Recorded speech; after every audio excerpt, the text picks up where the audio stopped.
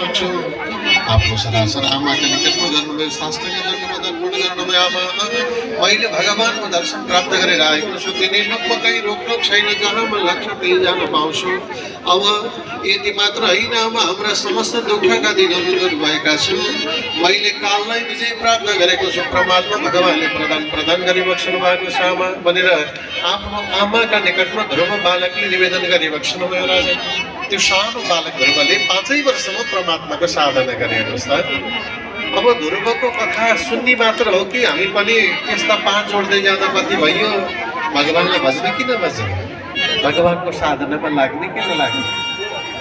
आज उर्लिएर आए चाहिँ भोलि पर्सि आउने कि नआउने? आज त ध्रुव कथा सुनियो।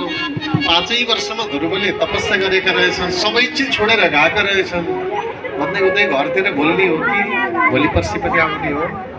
साधना त गर्नु पर्यो नि। बिना साधनाले ध्रुवको पद प्राप्ति गरे चाहिँ कहाँ प्राप्ति गर्न सकिन्छ? त्यही भएर त्यो साधना हो।